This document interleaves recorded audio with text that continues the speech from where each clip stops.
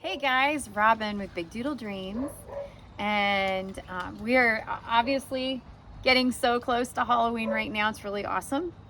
But this guy that I've got with me, he's not actually one of mine. He's one that comes to me for grooming, and as you can see, really not one of mine. Not a doodle, not any of that. Instead, he is a Shih Tzu.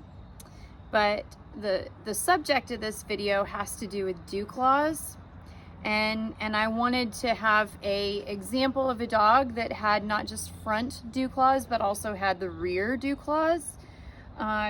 So let's just talk about Dewclaws. What is that? Where is that at? What's that look like? And all that good stuff. So on your dog, and typically on your front paws, if you look at them, they have their 4 digits, and then they have a 5th one, their thumb, essentially. But it's higher up. And it's up here, and I don't know if you'll be able to zoom in to see how teeny tiny, but this one is teeny tiny. So there's a big question of function, and this is connected. It is there. It's not something that's flopping all over the place. It is attached. It's grounded. So what's the function? Well, a dog, when they get to running and they're in full motion, and they go to turn corners, if they have that extra digit, it's going to stabilize their joint so that when they're turning those corners, their foot is not going to roll and twist. Which obviously, when you have more twisting and rolling, you have early arthritis. So for that reason, I do not. I know there are a lot of breeders that remove front Dewclaws, and I don't.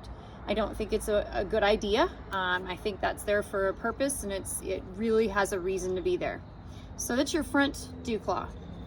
Your rear Dewclaw, and I apologize because he may not, and I am filthy from grooming him, but it's back here. Sometimes these are grounded and attached. This one is attached.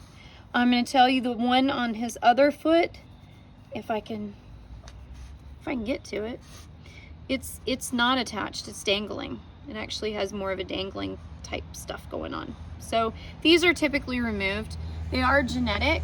A dog that has rear Dewclaws is more likely to produce more dogs with rear Dewclaws, and that was why I needed to have an example.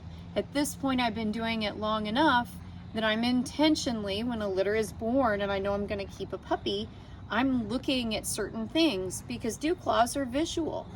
You can weed that out and not have rear Dewclaws in your offspring just by having parents that are genetically without it, genetically don't have a copy of that.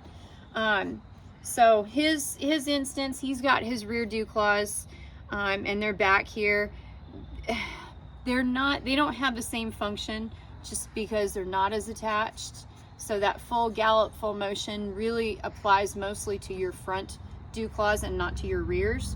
So the problem that I've seen is probably from that grooming standpoint, because when a person goes to trim, they're thinking of just those first 4, and they're not digging and looking way further back, because the first 4 are way up here, and this one's way back here, and you're missing it when you're trimming. So this will get missed oftentimes, and it gets longer and it curls, and it can be a problem if it's not taken care of. So, but as far as, are all dogs born with, it's a great question. The rear Dewclaws are like I said, genetic, can be bred out of, versus these front ones that this is not going anywhere. Every dog I've ever had has always had front Dewclaws. The only time that you'll find them not there is if a breeder has removed them, had a vet remove them, typically done very early on, day 3, day 4. Little itty bitty babies with their eyes closed. So anyway, Dewclaws, just a simple explanation, background of it.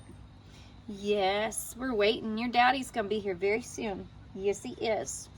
So thank you for visiting my channel. Have a great day. Subscribe, and I will see you guys soon.